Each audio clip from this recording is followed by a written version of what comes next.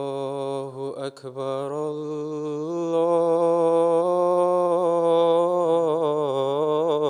الله أكبر.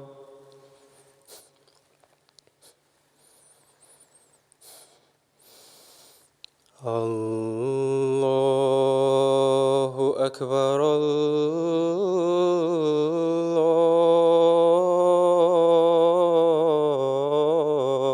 الله أكبر.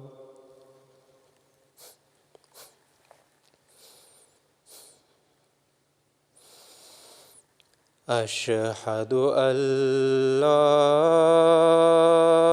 إله إلا الله.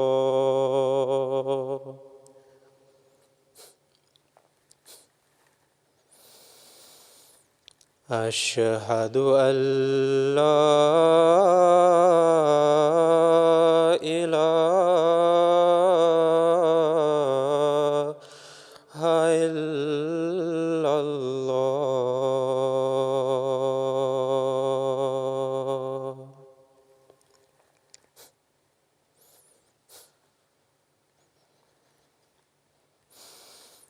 أشهد أن محمدًا رسول الله.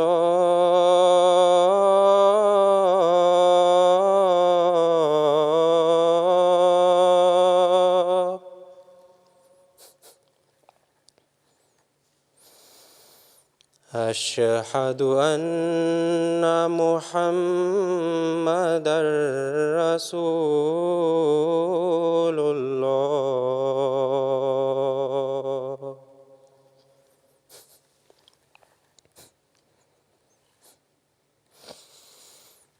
حي على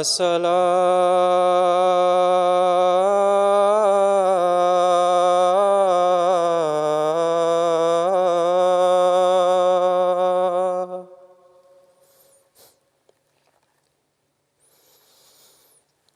حي على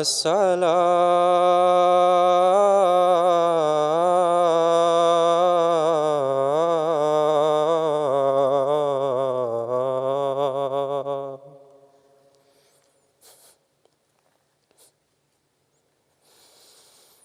حي على الفلاح.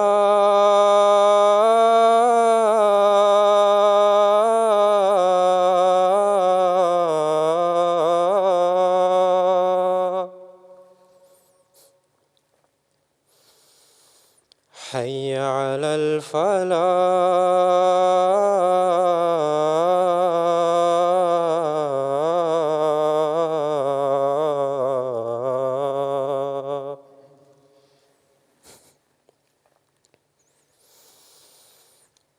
الله أكبر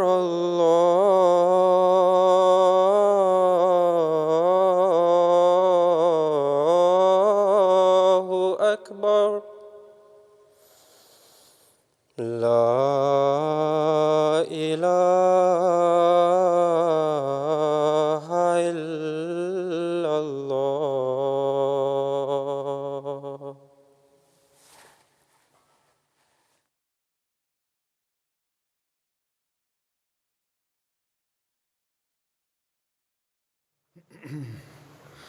السلام علیکم ورحمۃ اللہ.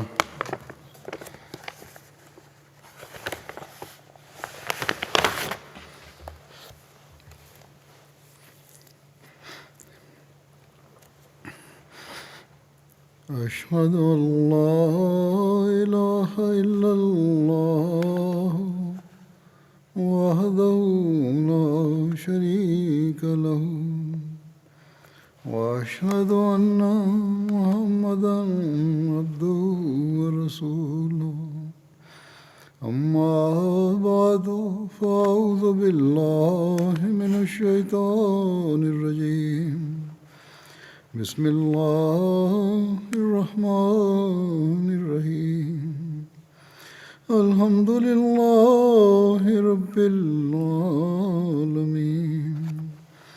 الرحمن الرحيم مالك يوم الدين إياك نعبد وإياك نستعين اهدنا الصراط المستقيم صراط الذين أنعمت عليهم غير المغضوب عليهم ولا الضالين.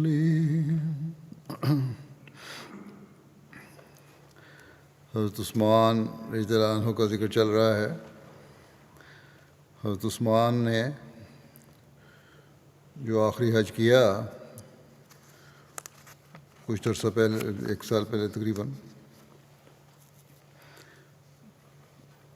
وفات سے اپنے، یا جو فتنہ زوروں پر ہوا تھا اس سے، بہرحال جو آخری حج تھا ان کا، اس وقت فتنہ پردازوں نے سر اٹھانا شروع کر دیا تھا اور حضرت امیر معاویہ نے اس کو بڑی شدت سے محسوس کیا تھا. حج سے واپسی پر حضرت مسلم موعود فرماتے ہیں کہ حج سے واپسی پر حضرت معاویہ بھی حضرت عثمان کے ساتھ مدینہ آئے. کچھ دن ٹھہر کر آپ واپس جانے لگے تو آپ نے حضرت عثمان سے علیحدہ مل کر درخواست کی کہ فتنہ بڑھتا ہوا معلوم ہوتا ہے، اگر اجازت ہو تو میں اس کے متعلق کچھ عرض کروں. حضرت عثمان نے فرمایا کہو. اس پر انہوں نے کہا کہ اول میرا مشورہ یہ ہے کہ آپ میرے ساتھ شام چلیں، کیونکہ شام میں ہر طرح سے امن ہے اور کسی قسم کا فساد نہیں. ایسا نہ ہو کہ یکدم کسی قسم کا فساد اٹھے اور اس وقت کوئی انتظام نہ ہو سکے. حضرت عثمان نے ان کو جواب دیا کہ میں رسول کریم صلی اللہ علیہ وسلم کی ہمسائیگی کو کسی صورت میں نہیں چھوڑ سکتا، خواہ جسم کی دھجیاں اڑا دی جائیں. حضرت معاویہ نے کہا پھر دوسرا مشورہ یہ ہے کہ آپ مجھے اجازت دیں کہ میں ایک دستہ شامی فوج کا آپ کی حفاظت کے لیے بھیج دوں. ان لوگوں کی موجودگی میں کوئی شخص شرارت نہیں کر سکے گا.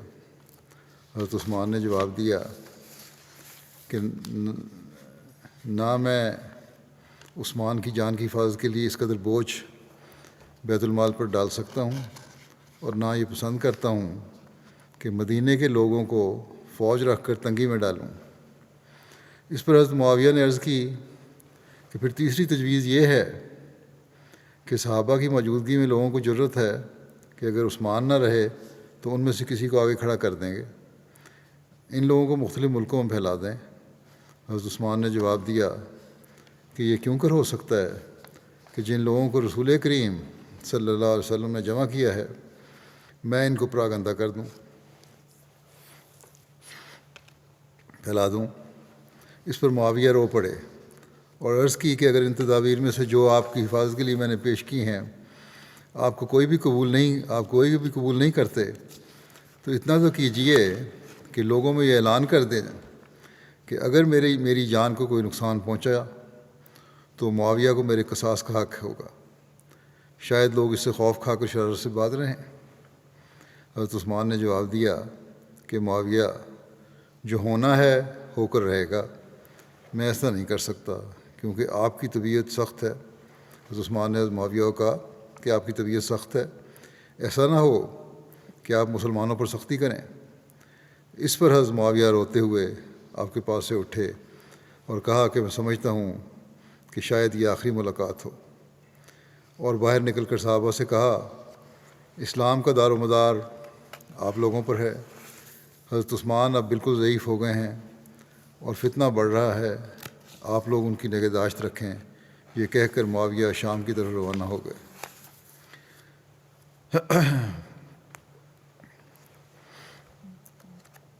حضرت عثمان کا جو مضبوط عزم و ہمت تھا اس کے بارے میں بیان ہے، مجاہد نے بیان کیا کہ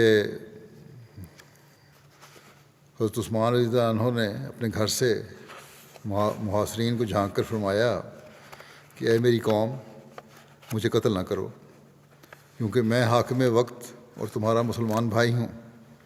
بخدا میں نے ہمیشہ مقدور بھر اصلاح کرنے کی کوشش کی ہے، خواہ میرا موقف درست تھا یا مجھ سے کوئی خطا ہوئی۔ یاد رکھو، اگر تم نے مجھے قتل کیا تو تم لوگ کبھی بھی اکٹھے نماز نہ پڑھ سکو گے، اور نہ ہی کبھی اکٹھے جہاد کر سکو گے، اور نہ ہی اموال غنیمت کی تم میں منصفانہ تقسیم ہو سکے گی۔ راوی کہتے ہیں کہ جب محاصرہ کرنے والوں نے انکار کیا تو آپ نے فرمایا، میں تمہیں خدا کی قسم دے کر پوچھتا ہوں کہ کیا تم لوگوں نے امیر المومنین حضرت عمر کی وفات کے وقت جب کہ تم سب متحد تھے اور سب دین اور حق پر قائم تھے، وہ دعا نہ کی تھی جو تم نے کی تھی، یعنی خلافت کے بارے میں؟ پھر کیا اب تم یہ کہنا چاہتے ہو کہ اللہ تعالیٰ نے تمہاری دعائیں قبول نہیں کیں؟ یا پھر یہ کہنا چاہتے ہو کہ اللہ تعالیٰ کو اب دین کی کوئی پرواہ نہیں رہی؟ یا پھر یہ کہنا چاہتے ہو کہ میں نے اس چیز یعنی خلافت کو تلوار کے زور سے یا غاصبانہ قبضے کے ذریعے حاصل کیا ہے اور مسلمانوں کے مشورے سے اسے حاصل نہیں کیا؟ یا پھر تمہارے خیال ہے کہ میری خلافت کے ابتدائی زمانے میں اللہ تعالیٰ میرے بارے میں وہ باتیں نہیں جانتا تھا جن کا اسے بعد میں پتہ چلا؟ یہ تو نہیں ہو سکتا، اللہ تعالیٰ سب جانتا ہے۔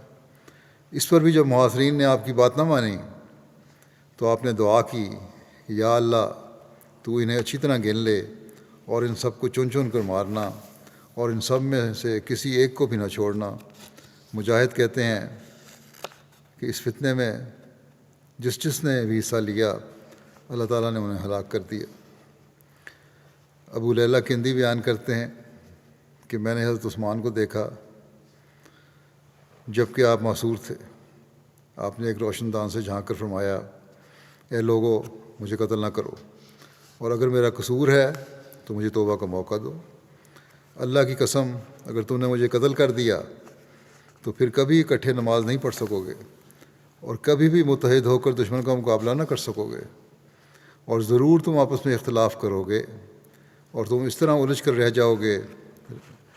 راوی کہتے ہیں آپ نے انگلیوں میں انگلیاں ڈال کر بتایا کہ ایسے۔ پھر آپ نے فرمایا، وَيَا قَوْمِ لَا يَجْرِمَنَّكُمْ شِقَاقِي أَن يُصِيبَكُم مِثْلُ مَا أَصَابَ قَوْمَ نُوحٍ أَوْ قَوْمَ هُودٍ أَوْ قَوْمَ صَالِحٍ وَمَا قَوْمُ لُوطٍ مِّنكُم بِبَعِيدٍ۔ اور اے میری قوم، میری دشمنی تمہیں ہرگز ایسی بات پر آمادہ نہ کرے کہ تمہیں بھی ویسی مصیبت پہنچے جیسے نوح کی قوم کو اور ہود کی قوم کو اور صالح کی قوم کو پہنچی تھی، اور لوط کی قوم بھی تم سے کچھ دور نہیں۔ اور حضرت عثمان رضی اللہ عنہ نے حضرت عبداللہ بن سلام کی طرف پیغام بھیجا۔ انہوں نے آ کر حضرت عثمان سے عرض کیا کہ آپ کی کیا رائے ہے یہ سب کچھ جو ہو رہا ہے اس میں؟ تو آپ نے یعنی حضرت عثمان نے فرمایا، لڑائی سے بچو، لڑائی سے بچو، کیونکہ یہ بات تمہارے حق میں بطور دلیل زیادہ مضبوط ہوگی۔ محمد بن سیرین نے بیان کیا کہ حضرت زید بن ثابت انصاری نے حضرت عثمان کی خدمت میں حاضر ہو کر عرض کیا کہ یہ انصار دروازے پر حاضر ہیں اور کہہ رہے ہیں کہ اگر آپ پسند فرمائیں تو ہم دوسری مرتبہ اللہ کے انصار بننے کو تیار ہیں۔ اس پر آپ حضرت عثمان نے فرمایا، نہیں، قتال ہرگز نہیں کرنا۔ حضرت ابو ہریرہ بیان کرتے ہیں کہ یوم الدار کو میں نے حضرت عثمان کے پاس حاضر ہو کر عرض کیا، اے امیر المومنین، اب تو تلوار اٹھانا ہی مناسب ہے۔ آپ نے فرمایا، اے ابو ہریرہ، کیا تم پسند کرو گے کہ تم تمام لوگوں کو اور مجھے بھی قتل کر دو؟ میں نے عرض کیا، نہیں۔ تو آپ نے فرمایا، خدا کی قسم، اگر تم نے ایک شخص کو بھی قتل کیا تو گویا سب لوگ قتل ہو گئے۔ حضرت ابو ہریرہ کہتے ہیں کہ میں پھر واپس آ گیا، اس لڑائی میں حصہ نہیں لیا۔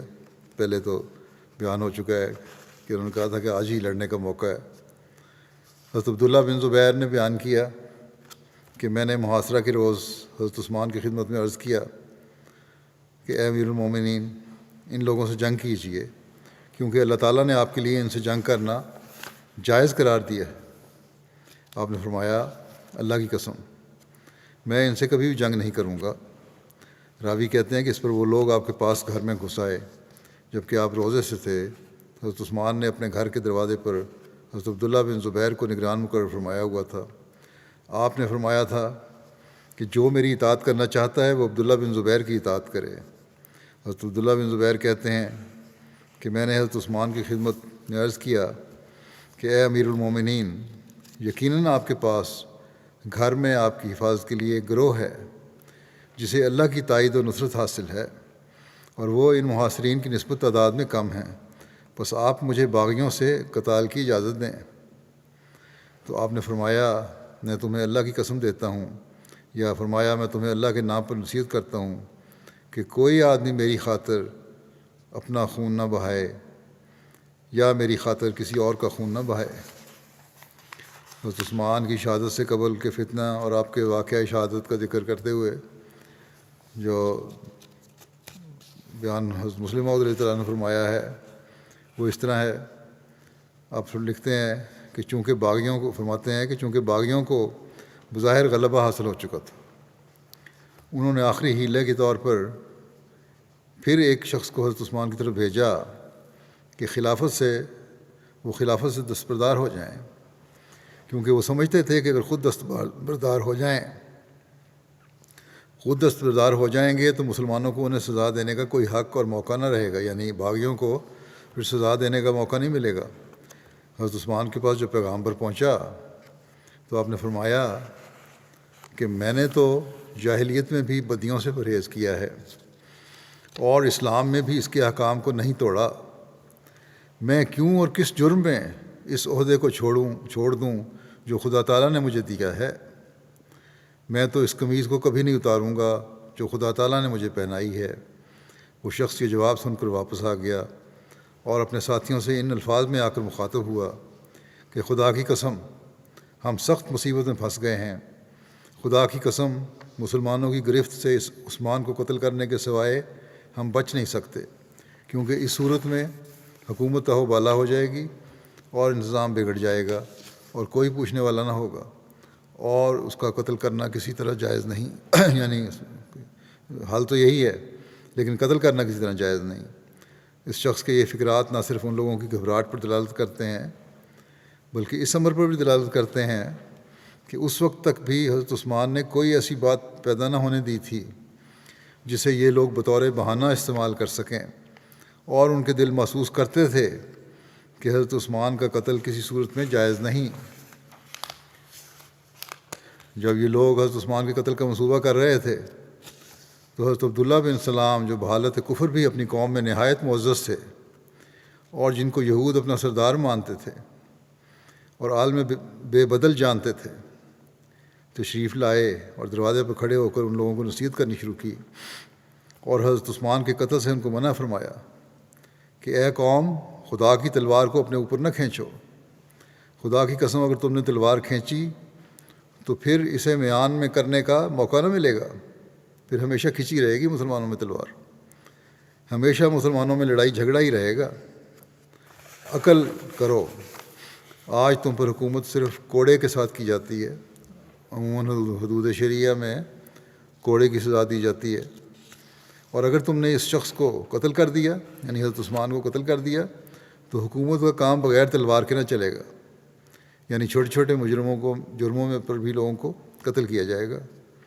یاد رکھو کہ اس وقت مدینے کے محافظ ملائکہ ہیں، اگر تم اس کو قتل کر دو گے تو ملائکہ مدینے کو چھوڑ جائیں گے۔ اس نصیحت سے ان لوگوں نے یہ فائدہ اٹھایا کہ عبداللہ بن سلام صحابی رسول کریم صلی اللہ علیہ وسلم کو دھتکار دیا اور ان کو پہلے دین کا طعنہ دے کر کہا کہ اے یہودن کے بیٹے، تجھے ان کاموں سے کیا تعلق؟ افسوس کہ ان لوگوں کو یہ تو یاد رہا کہ عبداللہ بن سلام یہودن کے بیٹے تھے، لیکن یہ بھول گیا کہ آپ رسول کریم صلی اللہ علیہ وسلم کے ہاتھ پر ایمان لائے اور رسول کریم صلی اللہ علیہ وسلم نے آپ کے ایمان لانے پر نہایت خوشی کا اظہار کیا، اور رسول کریم صلی اللہ علیہ وسلم کے ساتھ ہر ایک مصیبت اور دکھ میں آپ شریک ہوئے، اور اسی طرح یہ بھی بھول گیا کہ ان کا لیڈر، ان کو ورگلانے والا، حضرت علی کو رسول کریم صلی اللہ علیہ وسلم کا وسیع قرار دے کر حضرت عثمان کے مقابلے پر کھڑا کرنے والا عبداللہ بن سوا بھی یہودن کا بیٹا تھا، بلکہ خود یہودی تھا اور صرف ظاہر میں اسلام کا اظہار کر رہا تھا۔ حضرت عبداللہ بن سلام تو ان لوگوں سے مایوس ہو کر چلے گئے یہ باتیں سن کے، اور ادھر ان لوگوں نے یہ دیکھ کر کہ دروازے کی طرف سے جا کر حضرت عثمان کو قتل کرنا مشکل ہے، کیونکہ اس طرف تھوڑے بہت جو لوگ بھی رکنے والے موجود ہیں وہ مرنے مارنے پر تلے ہوئے ہیں، یہ فیصلہ کیا کہ کسی ہمسائے کے گھر کی دیوار پھاند کر حضرت عثمان کو قتل کر دیا جائے۔ چنانچہ اس ارادے سے چند لوگ ایک ہمسائے کی دیوار پھاند کر آپ کے کمرے میں گھس گئے۔ جب اندر گھسے تو حضرت عثمان قرآن کریم پڑھ رہے تھے، اور جب سے کہ محاصرہ ہوا تھا رات اور دن آپ کو یہی شغل تھا کہ نماز پڑھتے یا قرآن کریم کی تلاوت کرتے، اور اس کے سوا اور کسی کام کی طرف توجہ نہ کرتے۔ اور ان دنوں میں صرف آپ نے ایک کام کیا، اور وہ یہ کہ ان لوگوں کے گھروں میں داخل ہونے سے پہلے آپ نے 2 آدمیوں کو خزانے کی حفاظت کے لیے مقرر کیا، کیونکہ جیسا کہ ثابت ہے اس دن رات کو رویا میں رسول کریم صلی اللہ علیہ وسلم آپ کو نظر آیا، حضرت عثمان کو نظر آیا خواب میں، اور فرمایا کہ عثمان آج شام کو روزہ ہمارے ساتھ کھولنا۔ اس رویا سے آپ کو یقین ہو گیا تھا کہ آج میں شہید ہو جاؤں گا، بس آپ نے اپنی ذمہ داری خیال کر کے 2 آدمیوں کو حکم دیا کہ وہ خزانے کے دروازے پر کھڑے ہو کر پہرا دیں، تاکہ شور و شر میں کوئی شخص خزانے کو لوٹنے کی کوشش نہ کرے۔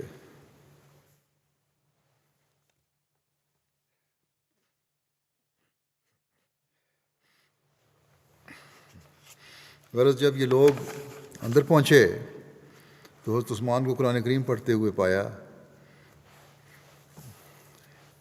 ان حملہ آوروں میں محمد بن ابی بکر بھی تھے، اور بوجہ اپنے اقتدار کے جو ان لوگوں پر ان کو حاصل تھا اپنا فرض سمجھتے تھے۔ ان کا خیال تھا نا کہ میں حضرت ابو بکر کا بیٹا ہوں تو مجھے فوقیت حاصل ہے، اپنا فرض سمجھتے تھے کہ ہر ایک کام میں آگے ہوں۔ چنانچہ انہوں نے بڑھ کر حضرت عثمان کی داڑھی پکڑ لی اور زور سے جھٹکا دیا۔ حضرت عثمان نے ان کے اس فعل پر صرف اس قدر فرمایا کہ اے میرے بھائی کے بیٹے، اگر تیرا باپ یعنی حضرت ابو بکر اس وقت ہوتا تو کبھی ایسا نہ کرتا۔ تجھے کیا ہوا؟ تو خدا کے لیے مجھ پر ناراض ہے؟ کیا اس کے سوا تجھے مجھ پر کوئی غصہ ہے؟ کیا اس کے سوا تجھ پر مجھے کوئی غصہ ہے کہ تجھ سے میں نے خدا کے حقوق ادا کروائے ہیں؟ یہی کہتا ہوں نا میں، خدا کے حقوق ادا کرو۔ اس پر محمد بن ابی بکر شرمندہ ہو کر واپس لوٹ گئے، لیکن دوسرے شخص وہیں رہے، اور چونکہ اس رات بصرے کے لشکر کی مدینے میں داخل ہونے کی یقینی خبر آ چکی تھی، اور یہ موقع ان لوگوں کے لیے آخری موقع تھا، ان لوگوں نے فیصلہ کر لیا کہ بغیر اپنا کام کیے واپس نہ لوٹیں گے۔ اور ان میں سے ایک شخص آگے بڑھا اور ایک لوہے کی سیخ حضرت عثمان کے سر پر ماری، اور پھر حضرت عثمان کے سامنے جو قرآن کریم دھرا ہوا تھا اس کو لات مار کر پھینک دیا۔ قرآن کریم لڑک کر حضرت عثمان کے پاس آ گیا، اور آپ کے سر پر سے خون کے قطرات گر کر اس پر آ پڑے۔ قرآن کریم کی بے ادبی تو کسی نے کیا کرنی ہے، مگر ان لوگوں کے تقویٰ اور دیانت کا پردہ اس واقعے سے اچھی طرح فاش ہو گیا۔ جس آیت پر آپ کا خون گرا وہ ایک زبردست پیش گوئی تھی، جو اپنے وقت پر جا کر اس چاند سے پوری ہوئی کہ سخت دل سے سخت دل آدمی نے اس کے خونی حروف کی جھلک کو دیکھ کر خوف سے اپنے آنکھیں بند کر لیں۔ وہ آیت یہ تھی، فَسَيَكْفِيكَهُمُ اللَّهُ وَهُوَ السَّمِيعُ الْعَلِيمُ، اللہ تعالیٰ ضرور ان سے تیرا بدلہ لے گا۔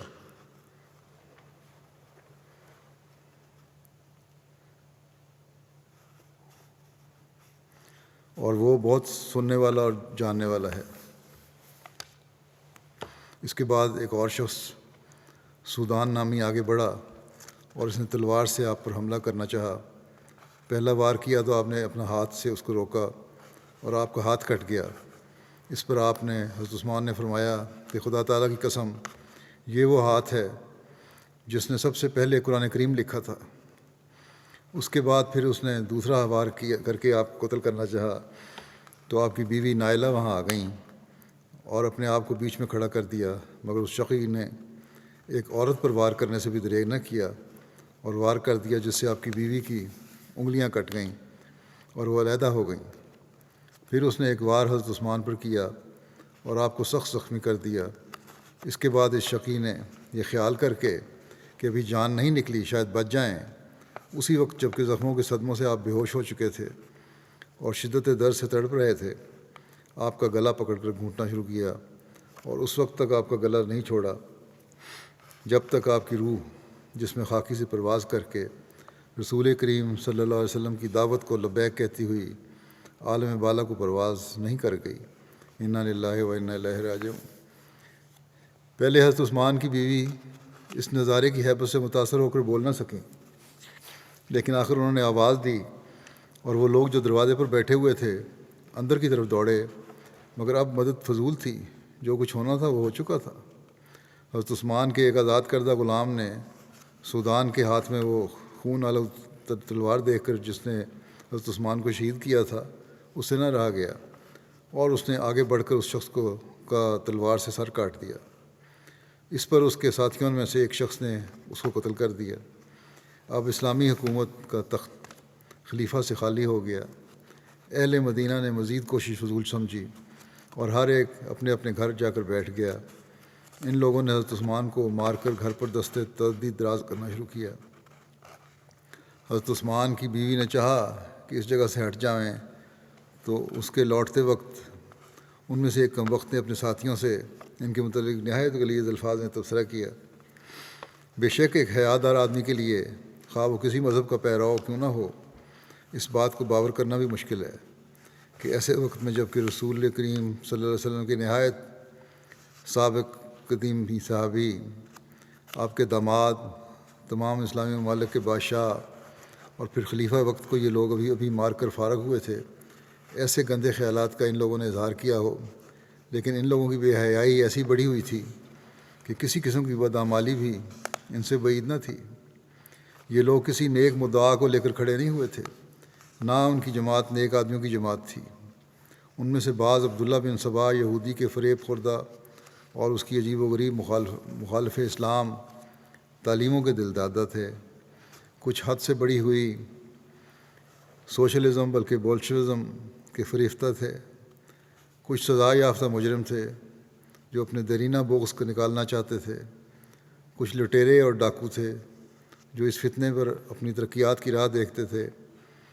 بس ان کی بے حیائی قابل تعجب نہیں ہے، بلکہ یہ لوگ اگر ایسی حرکات نہ کرتے تب تعجب کا مقام تھا۔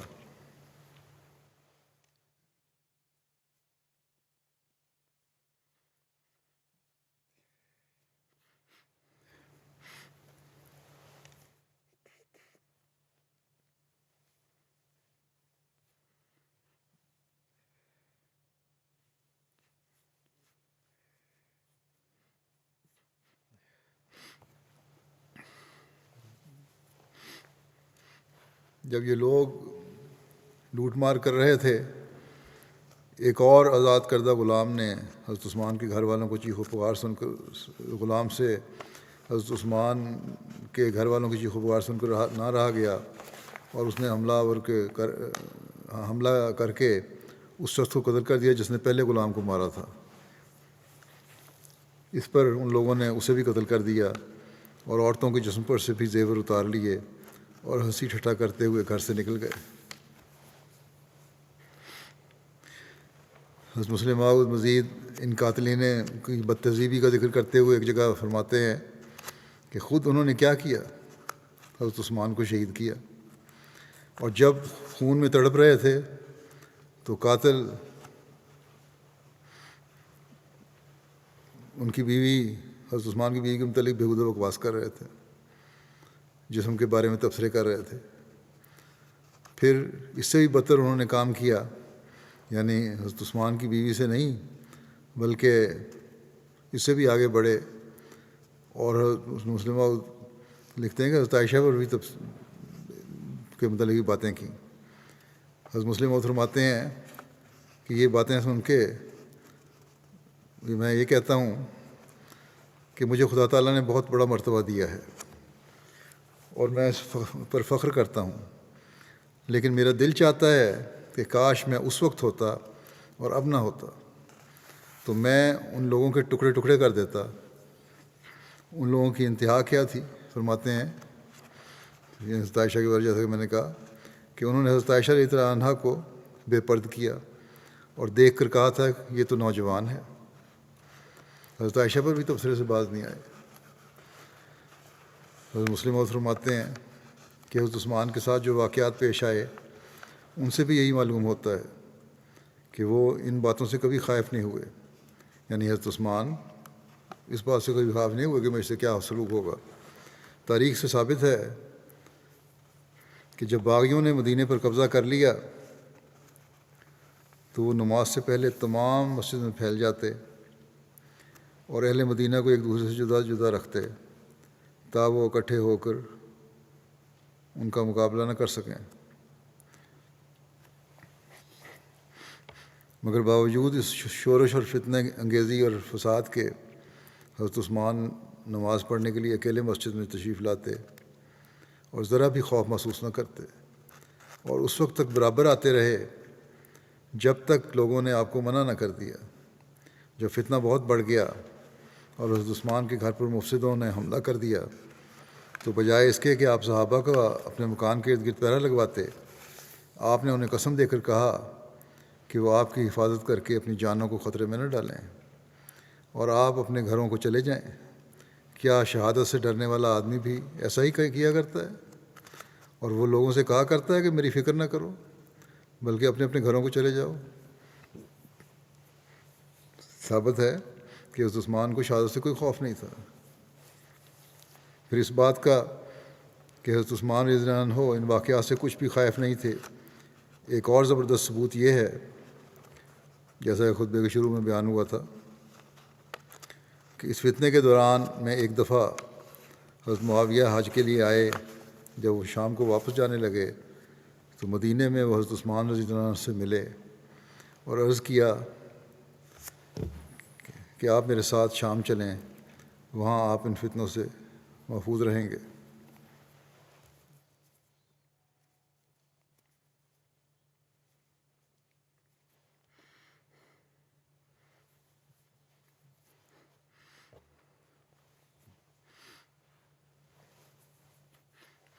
آپ نے فرمایا کہ معاویہ، میں رسول کریم صلی اللہ علیہ وسلم کی ہمسائیگی پر کسی چیز کو ترجیح نہیں دے سکتا۔ انہوں نے عرض کیا اگر آپ کو یہ بات منظور نہیں تو میں شامی سپاہیوں کو ایک لشکر آپ کی حفاظت کے لیے بھیج دیتا ہوں۔ حضرت عثمان نے فرمایا اپنی حفاظت کے لیے ایک لشکر رکھ کر مسلمانوں کے رزق میں کمی نہیں کرنا چاہتا۔ حضرت معاویہ نے عرض کیا کہ امیر المومنین، لوگ آپ کو دھوکے سے قتل کر دیں گے یا ممکن ہے کہ آپ کے خلاف وہ برسر جنگ ہو جائیں۔ حضرت عثمان نے فرمایا کہ مجھے اس کی پرواہ نہیں، میرے لیے میرا خدا کافی ہے۔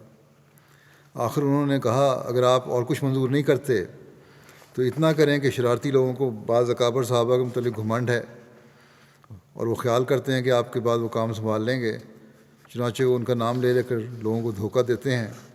آپ ان سب کو مدینے سے رخصت کر دیں اور بیرونی ملکوں میں پھیلا دیں، اس سے شریروں کے ارادے پست ہو جائیں گے اور وہ خیال کریں گے کہ آپ سے تعرض کر کے انہوں نے کیا لینا ہے، جبکہ مدینے میں کوئی اور کام کو سنبھالنے والا ہی نہیں ہے۔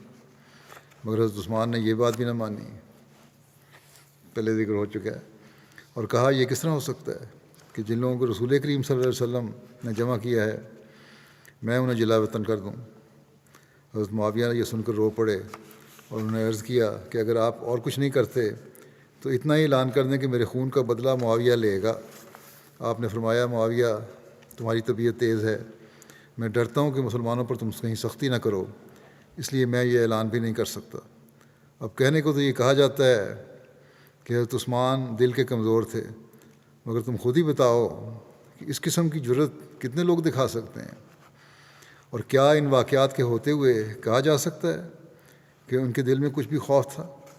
یعنی حضرت عثمان کے دل میں کوئی خوف تھا؟ اگر خوف ہوتا تو وہ کہتے کہ تم اپنی فوج کا ایک دستہ میری حفاظت کے لیے بھجوا دو، انہیں تنخواہ میں دلا دوں گا۔ اگر خوف ہوتا تو آپ اعلان کر دیتے، اگر مجھ پر کسی نے ہاتھ اٹھایا تو سن لے کہ میرا بدلہ معاویہ لے گا۔ مگر آپ نے سوائے اس کے کوئی جواب نہ دیا کہ معاویہ تمہاری طبیعت تیز ہے، میں ڈرتا ہوں کہ اگر میں نے تم کو یہ اختیار دیا تو تم مسلمانوں پر سختی کرو گے۔ پھر جب آخر میں دشمنوں نے دیوار پھاند کر آپ پر حملہ کیا تو بغیر کسی ڈر اور خوف کے اظہار کے آپ قرآن کریم کی تلاوت کرتے رہے، یہاں تک کہ حضرت ابوبکر کا ایک بیٹا، اللہ تعالیٰ اس پر رحم کرے، آگے بڑھا اور اس نے حضرت عثمان رضی اللہ عنہ کی داڑھی پکڑ کر اسے زور سے جھٹکا دیا۔ حضرت عثمان نے اس کی طرف آنکھ اٹھائی اور فرمایا، میرے بھائی کے بیٹے، اگر تیرا باپ اس وقت ہوتا تو کبھی ایسا نہ کرتا۔ یہ سنتے ہی اس کا سر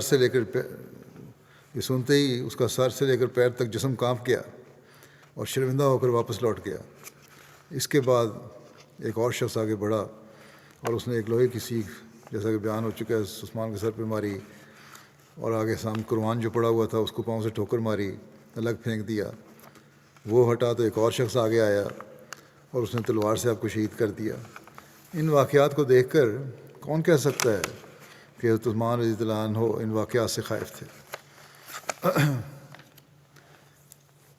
حضرت مسیح موعود فرماتے ہیں کہ حضرت مسیح موعود علیہ السلام آئے اور اسی رنگ میں آئے جس رنگ میں حضرت نوح، حضرت ابراہیم، حضرت داؤد، حضرت سلیمان اور دوسرے انبیاء مبعوث ہوئے تھے، اور آپ کے بعد بھی اسی رنگ میں سلسلہ خلافت شروع ہوا، جس طرح پہلے انبیاء کے بعد خلافت کا سلسلہ قائم ہوا۔ اگر ہم عقل کے ساتھ دیکھیں اور اس کی حقیقت کو پہچاننے کی کوشش کریں تو ہمیں معلوم ہوگا کہ یہ ایک عظیم الشان سلسلہ ہے، یعنی خلافت کا سلسلہ ایک عظیم الشان سلسلہ ہے۔ بلکہ میں کہتا ہوں کہ اگر 10,000 نسلیں بھی اس کے قیام کے لیے قربان کر دی جائیں تو کوئی حیثیت نہیں رکھتی۔ میں دوسروں کے متعلق تو نہیں جانتا، مگر کم از کم اپنے متعلق جانتا ہوں کہ رسول کریم صلی اللہ علیہ وسلم کے زمانے کی تاریخ پڑھنے کے بعد جب میں حضرت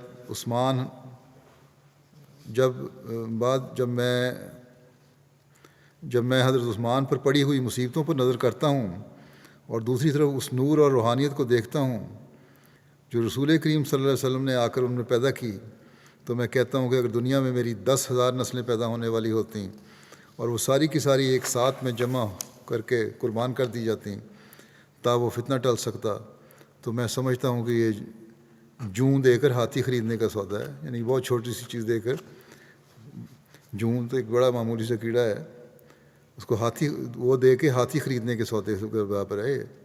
سودے سے بھی یہ سستا ہے۔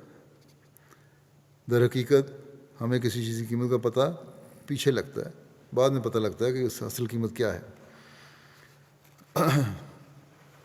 عثمان کی شہادت کے بعد پتہ لگا کہ خلافت کی اہمیت کیا ہے۔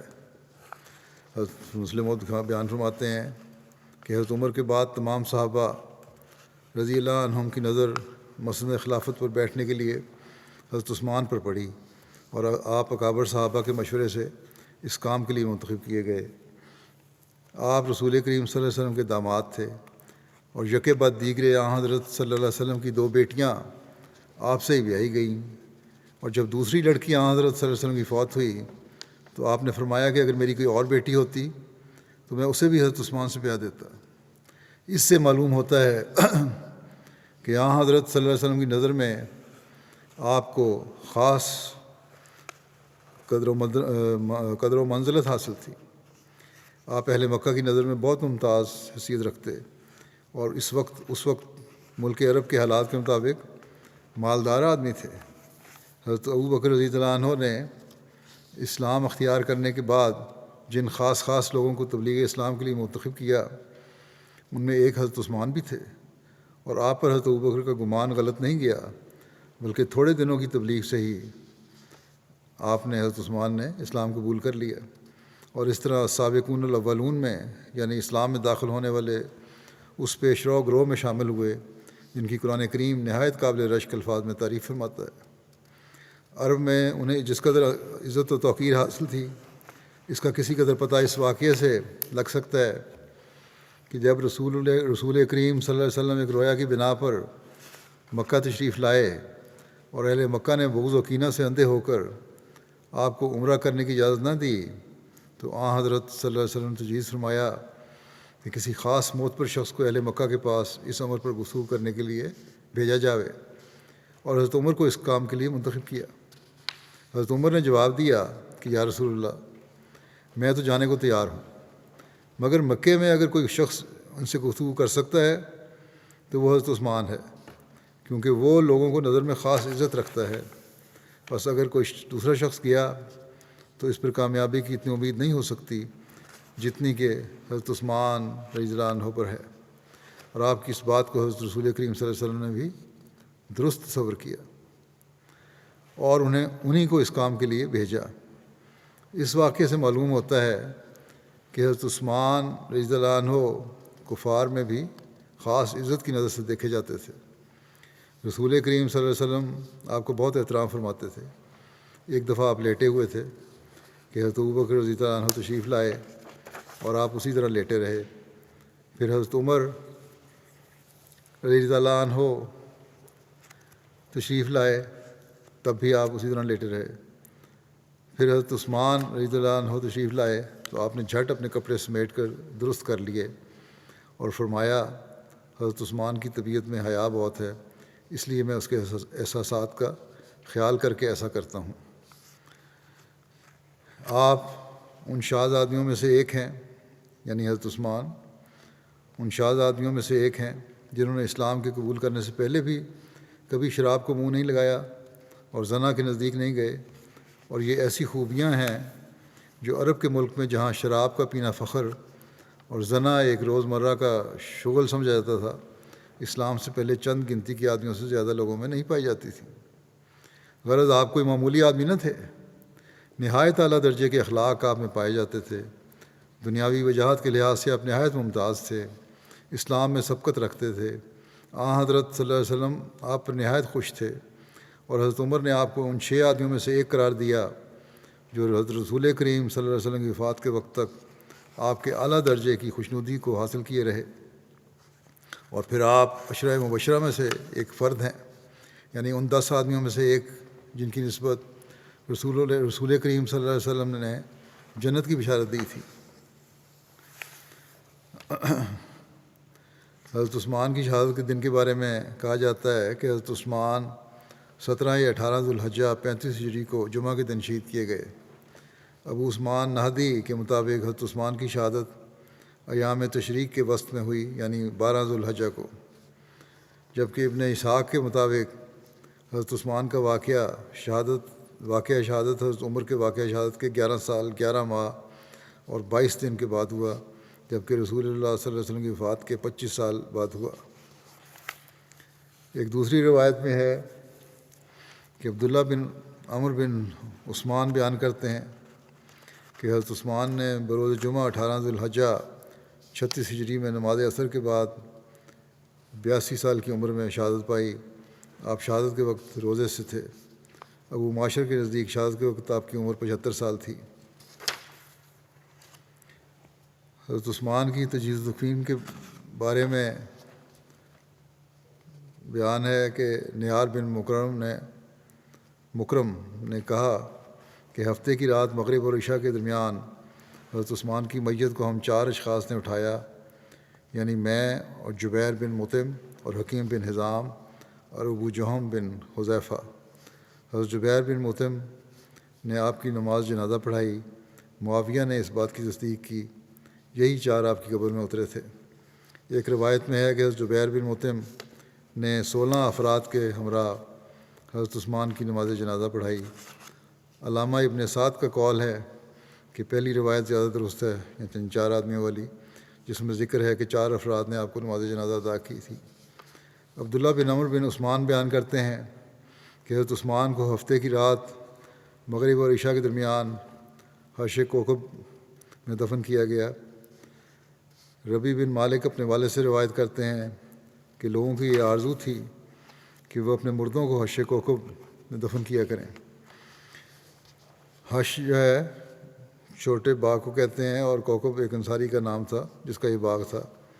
یہ جنت البقیع کے بالکل قریب ہی ایک جگہ تھی۔ حضرت عثمان بن عفان کہا کرتے تھے کہ عنقریب ایک مرد صالح وفات پائے گا اور اسے وہاں دفن کیا جائے گا، یعنی حش کوکب میں دفن کیا جائے گا، اور لوگ اس کی پیروی کریں گے۔ مالک بن ابو عامر بیان کرتے ہیں کہ حضرت عثمان پہلے شخص تھے جو وہاں دفن کیے گئے۔ حضرت عثمان کی تدفین کے حوالے سے ایک روایت یہ بھی ملتی ہے کہ مفسدین نے 3 روز تک مفسدین اور باغیوں نے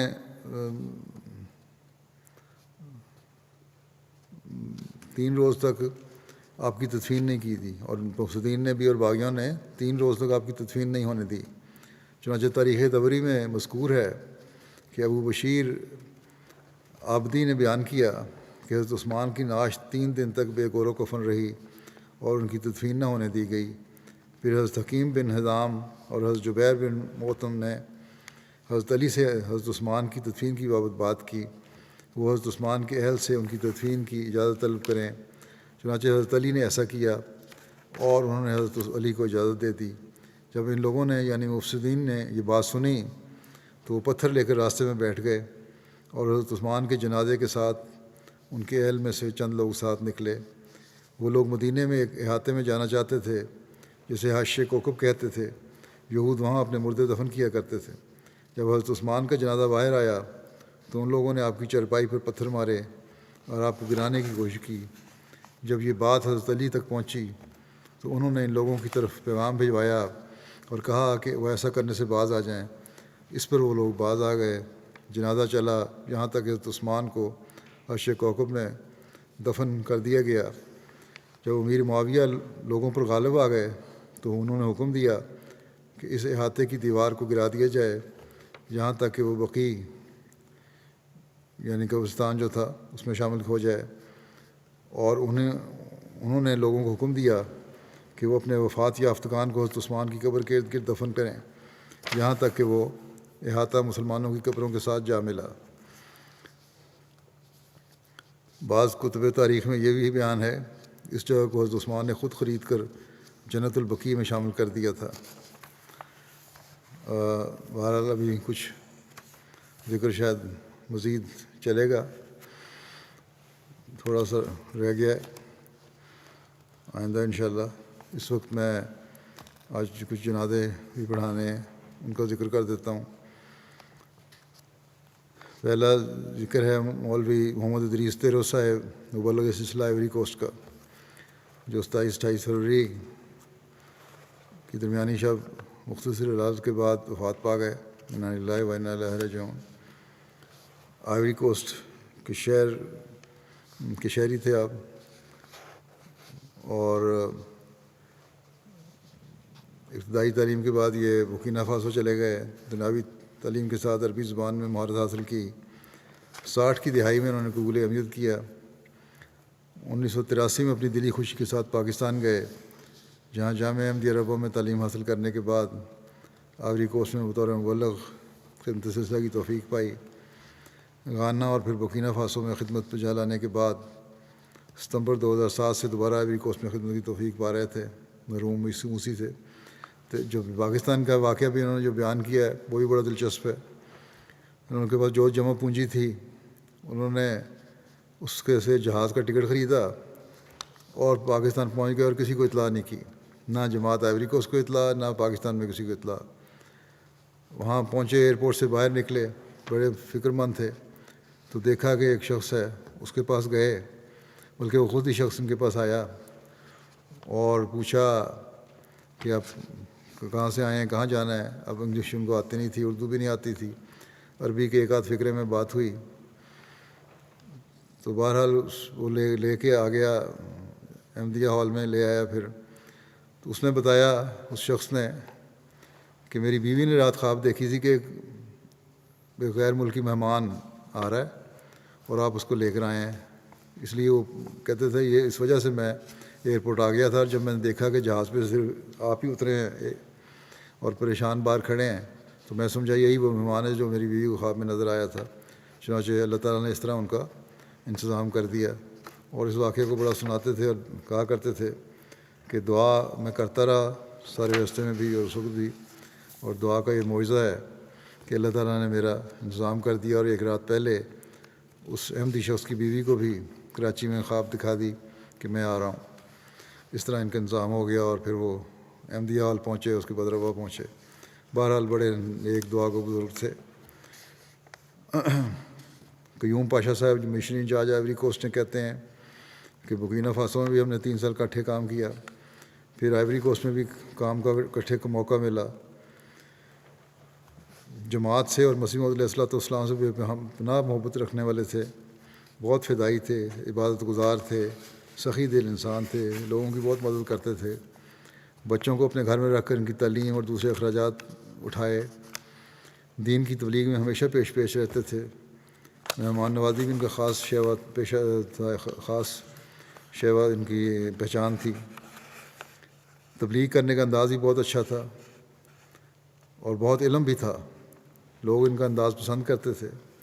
جہاں تبلیغ کے لیے بیٹھتے لوگ ان کے ارد گرد جمع ہو جاتے، تہجد گزار، سچی خوابیں دیکھنے والے شخص تھے، بے نفس وجود تھے۔ صدیق جالو صاحب مولم آئیوری کوسٹ ہیں، کہتے ہیں مولوی ادریس تیرو صاحب جماعت اور خلافت کے دیوانے تھے، جو ہر وقت جماعت کی خاطر ہر قربانی کے لیے تیار رہتے تھے۔ کہتے ہیں میں آئیوری کوسٹ میں ان سے زیادہ جماعت سے محبت کرنے والا، میں نے آئیوری کوسٹ میں ان سے زیادہ جماعت سے محبت کرنے والا کوئی شخص نہیں دیکھا۔ جب ان سے پوچھا جاتا کہ آپ کی نیشنلٹی کیا ہے، جو جواب دیا کرتے تھے کہ نہ میں افریقن ہوں، نہ میں یورپین ہوں، نہ کوئی اور، میری نیشنلٹی، میری پہچان، میری قوم احمدیت ہے۔ آئیوری کوسٹ کے اولین احمدیوں میں سے تھے۔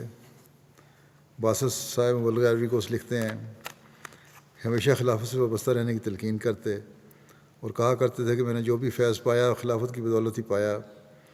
علمی لحاظ سے بہت بلند پایا انسان تھے۔ جولا جو ان کی مادری زبان تھی، اس کے علاوہ فرینچ، عربی، اردو پر بھی کافی عبور حاصل تھا۔ علم کلام کے ماہر اور مناظر تھے، وہابی علماء کے ساتھ مناظرے کیا کرتے تھے۔ ایک احمدی بھائی عبداللہ صاحب نے سان پیدرو میں ہونے والے ایک مناظرے کا واقعہ سنایا کہ وہابیوں کی مسجد میں پہنچے اور مناظرے کے لیے طے ہوا کہ صرف قرآن کریم سے دلائل دیے جائیں گے۔ صبح 8 سے لے کے شام 6 بجے تک مسلسل مناظرہ جاری رہا، جس کے دوران صرف نماز کا وقفہ کیا گیا۔ اس دوران مولوی صاحب نے ایسے دلائل مخالف مولوی صاحب کو دیے جس کا وہ کوئی رد پیش نہ کر سکا، اور اپنی شکست تسلیم کی اور احمدیت کو اس مناظرے میں فتح نصیب ہوئی۔ پھر لکھتے ہیں کہ ان کی حیثیت لائبریری جیسی تھی۔ تبلیغ کے لیے میدان میں آپ کو حوالہ جات زبانی یاد ہوتے تھے، پھر وہ چاہے اردو میں ہوں یا عربی میں یا فرینچ میں، کسی بھی زبان میں بھی ہو، حوالہ فوراً سنا دیا کرتے تھے۔ دعا کو ہمیشہ اپنا حربہ بناتے تھے اور سب کو دعا کرنے کی نصیحت بھی کیا کرتے تھے۔ ان کی ایک بیٹی اور 4 بیٹیاں اور ایک بیٹا ہے۔ اللہ تعالیٰ ان بچوں کو بھی نظام سے تعلق میں فعال کرے اور ان کی خواہشات کے مطابق ان کو نظام کا حصہ بنائے۔ کچھ زیادہ تعلق اتنا نہیں ہے، لیکن اللہ تعالیٰ فضل فرمائے۔ اللہ تعالیٰ ان سے بھی مغفرت و رحم کا سلوک فرمائے، درجات بلند کرے۔ دوسرا جو جنازہ ہے وہ مکرمہ امینہ نائگا کارے صاحب کا ہے۔ تو جو محمد علی کائرے صاحب جو امیر مشنری انچارج یوگنڈا کی اہلیہ تھیں، 20 فروری کو وفات پا گئیں، انا للہ و انا الیہ راجعون۔ ایک عاجز، تعلیم یافتہ اور بہادر خاتون تھیں۔ اپنے خاوند قاری صاحب نے بتایا کہ میرے کامیاب مربی ہونے کی ایک خاص وجہ میری اہلیہ ہیں۔ یوگنڈن ہیں لیکن بہت اخلاص اور وفا رکھنے والی۔ کہتے ہیں جب ہماری شادی ہوئی تو ان کی عمر 19 سال تھی۔ آپ کو قرآن کریم پڑھنا نہیں آتا تھا، مگر چونکہ آپ کو اس کے لیے جوش اور لگن تھی، اس لیے آپ نے قرآن کریم پڑھنا سیکھ لیا اور اس کے مطالب پر غور کرنے کی کوشش کرتی تھیں۔ مختلف حیثیتوں سے جماعت کی خدمت کرنے کی ان کو توفیق ملی۔ 2005 میں ان کو صدر لجنہ مقرر کیا گیا اور تبلیغ کا ان کو بڑا شوق تھا۔ 1-2 مرتبہ ان کو جیل بھی ہوئی کسی غلط قسم کے جرم میں، مطلب ان کی غلطی نہیں تھی، ظالمانہ طور پر ان کو جیل بھی جانا پڑا۔ تربیت کے معاملے میں ایک نمونہ تھیں، اپنی بڑی بہادری سے غیر جماعت بڑی بہادری سے غیر جماعت کے اعتراضات کے جواب دیتی تھیں۔ آپ کی بیٹی بتاتی ہیں کہ ہر حالت میں خاص صحت مند ہوں یا بیمار ہمیشہ نماز کی پابند رہتی تھیں۔ ہر سال ماہ رمضان میں اعتکاف بیٹھتی تھیں۔ ذاتی اعتراضات کو برداشت کرتی تھیں مگر مذہب کے بارے میں کچھ برداشت نہ کرتی تھیں۔ آپ کو پولیٹیکل فورم پر مختلف لیولز پر بھی کام کرنے کی توفیق ملی۔ مرحومہ موسیہ تھیں۔ پسمانگان میں میاں کے علاوہ 6 بچے اور شامل ہیں، جن میں سے 2 بیٹے مشنری ہیں۔ اگلا جنازہ ہے ذکر مکرم نوئی کزک صاحب شام کا، جو 10 دسمبر کو ان کی وفات ہوئی 48 سال کی عمر میں۔ انا للہ و انا الیہ راجعون۔ مرحوم کے خاندان میں احمدیت 1928 میں آئی جب حضرت مولانا جلال الدین شمس صاحب دمشق سے حیفا تشریف لے گئے تھے۔ حیفا کے پہلے احمدی مکرم راشد بکیر بستی صاحب کی تبلیغ سے مرحوم کے پردادا علی صالح کزک صاحب اور ان کے بھائی محمد کزک صاحب، والد طاہا کزک صاحب سابق صدر جماعت اردن نے ماں فیملی بیعت کی۔ بعد میں اسرائیل کے قیام پر ان کا خاندان دمشق ہجرت کر گیا۔ مرحوم بہت مخلص احمدی تھے، صوم و صلات کے پابند، چندوں میں باقاعدہ، خلافت سے محبت کرنے والے، جماعتی خدمت میں پیش رہنے والے، باوجود غربت کے دوسروں کی مالی مدد کرنے والے تھے اور ہمدرد اور نیک انسان تھے۔ مرحوم نے 2 بیویاں اور 3 کمسن بیٹیاں یادگار چھوڑی ہیں۔ 2 بیٹیاں وقف نو میں شامل ہیں۔ وسیم محمد صاحب صدر جماعت بیان کرتے ہیں کہ ان کی خدمات میں جب بھی کہا جاتا تھا، خاص طور پر مریضوں اور زخمیوں کو ہسپتال پہنچانا ہوتا تھا۔ سیریا کے حالات ایسے تھے، ان حالات میں بے دھڑک ہو کے یہ کام کیا کرتے تھے۔ اسی طرح مجالس عاملہ کے ممبران کو دوروں پہ لے جانا، کار ان کو لیتی تھی، اس کے ساتھ ہی کام کرتے تھے۔ جب بھی ہوتا فوراً پہنچ جاتے، بڑی بشاشت سے خدمات پیش کرتے اور دلی جوش سے یہ سارے کام سر انجام دیتے۔ چندے بڑی پابندی سے ادا کرتے، جو آخری سال میں بہت بڑھ گئے تھے۔ احمدیوں کی مالی مدد بھی کیا کرتے تھے۔ پھر یہ لکھتے ہیں کہ مرحوم نے اپنی سادگی، کم گوئی، اخلاص اور خدمت خلق اور حسن نیت کی وجہ سے سب پر نیک اثر چھوڑا ہے۔ مرحوم کی اہلیہ ختیجہ علی صاحبہ کہتی ہیں، میرے میاں اللہ کے فضل سے بہت مخلص احمدی تھے، جماعت سے بہت محبت کرنے والے تھے، لوگوں کی مدد کرنا انہیں بہت اچھا لگتا تھا، گھر کے کاموں میں میرا ہاتھ بٹاتے تھے، اپنی بیٹیوں سے بہت محبت کرتے اور ان کی نیک تربیت کا خیال رکھتے تھے، ان کے ساتھ بیٹھ کر دیر تک جماعت کے بارے میں باتیں کیا کرتے۔ اللہ کے فضل سے آپ اپنی زندگی کا آخری سال بھی جماعت کی خدمت میں گزارا اور اس بات سے بہت خوش تھے۔ ان کے خالہ بھائی ہیں اکرم سلمان صاحب کہتے ہیں کہ بیعت سے پہلے ان کے ذریعے سے بیعت کی تھی انہوں نے، ان کے بھائی نے، خالہ بھائی نے، کہتے ہیں ہم بیعت سے پہلے بھی مرحوم کے اعلیٰ اخلاق کے گواہ ہیں۔ خود ان کے اپنے مالی حالات بہت اچھے نہ تھے، پھر بھی وہ غریب رشتہ داروں کی مدد کیا کرتے تھے۔ کہتے ہیں جس بات نے مجھے متاثر کیا وہ یہ ہے کہ ایک دفعہ بہت اچھی ملازمت ان کو مل گئی جس سے ان کے سارے قرض اتر گئے۔ اس کے بعد انہوں نے بجائے مال جمع کرنے کے، یہ کزن کہتے ہیں کہ انہوں نے میری غریب خالاؤں کی ایک بڑی رقم ادا کی اور کہا کرتے تھے کہ جب میری صحت اچھی ہے اور میرے پہ کوئی قرض نہیں تو میں امیر ہوں اور میں ضرورت سے زیادہ مال محتاجوں پر خرچ کرنا چاہتا ہوں اور چاہیے۔ یہ بات کہتے ہیں میرے لیے بڑی حیرت انگیز تھی، کیونکہ میں نے زندگی بھر ایسی قناعت اور مالی قربانی کی ایسی طاقت کسی میں نہیں دیکھی۔ پھر یہ کہتے ہیں کہ ہم دونوں بھائیوں کی بیعت کے بعد ہماری تعلیم اور تربیت اور خلافت کے ساتھ جوڑنے کے لیے بڑی محنت کی ہمیں برکات خلافت سے متمتع کے مؤثر واقعات سناتے تھے، جس سے ہمارے دلوں میں خلافت کی محبت پیدا ہوئی۔ ان کے بھائی معتز قزق صاحب جو جامعہ کینیڈا کے استاد ہیں، لکھتے ہیں کہ میرے مرحوم بھائی بہت مخلص اور خلافت سے محبت کرنے والے تھے، اگرچہ ہمارے اجداد احمدی تھے، اگر ہمیں احمدیت کا کوئی علم نہ تھا۔ میرے بھائی اپنے دادا خضر قزق صاحب کی نماز جنازہ میں شرکت کے لیے حلب شہر سے دمشق گئے، جہاں ان کی ملاقات احمدی احباب سے ہوئی اور جماعت کے بارے میں تبادلہ خیال ہوا۔ واپس آنے کے بعد میں نے دیکھا کہ وہ سجدوں میں بہت زیادہ رونے لگ گئے ہیں۔ یہ یکایک تبدیلی پر میں بہت حیران ہوا۔ اس کی وجہ پوچھی تو انہوں نے مجھے بھی جماعت کا تعارف کرایا۔ پھر کہتے ہیں میں نے تحقیق کی، پہلے تو نام کے احمدی تھے، پھر باقاعدہ تحقیق کی کہ جماعت کی تعلیم کیا ہے، اور ایک رویا دیکھنے کے بعد بیعت کر لی میں نے دوبارہ۔ میری بیعت بھی میرے بھائی کی نیک تبدیلی کا بہت کردار تھا۔ دوبارہ سے مراد ہے کہ ایک تو پہلے تو خاندانی طور پر رسمی طور پہ احمدی چلتے آ رہے تھے، لیکن عملاً احمدی نہیں تھے، اس لیے بیعت کی دوبارہ سمجھ کے۔ مرحوم کو تبلیغ کا بھی بہت شوق تھا، خلیفہ وقت کے لیے بہت دعائیں کرتے تھے، نظام وصیت میں شامل تھے۔ مرحوم کو اپنی وفات کے قریب ہونے کا احساس ہو گیا تھا، جس کا ذکر انہوں نے وفات سے چند روز قبل اپنی والدہ صاحب اور اپنی بیویوں سے کر دیا تھا۔ اگلا جنازہ جو ہے وہ مکرمہ فرت نسیم صاحبہ روا کا ہے، جو مکرم محمد ابراہیم صاحب حنیف جو ماسٹر سارچوری صاحب کہلاتے تھے، ان کی اہلیہ تھیں۔ 26 دسمبر کو 86 سال کی عمر میں ان کی وفات ہوئی۔ انا للہ و انا الیہ راجعون۔ مرحومہ کے والد حضرت میاں علم دین صاحب اور دادا حضرت میاں قطب الدین صاحب لودھی ننگل ضلع گرداسپور کے تھے، حضرت مسیح علیہ السلام کے صحابہ میں سے شامل تھے۔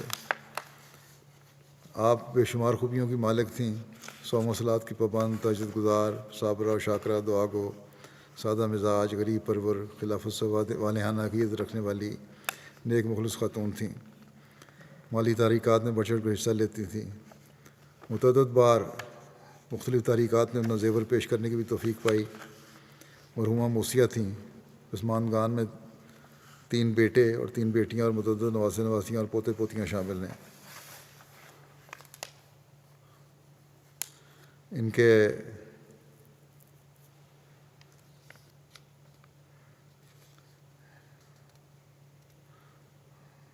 دو نواسے مربی سلسلہ بھی ہیں، ایک بیٹے بھی مربی سلسلہ ہیں۔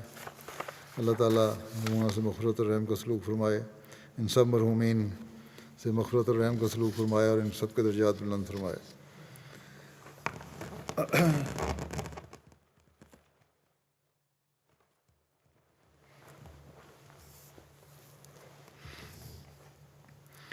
الحمد للہ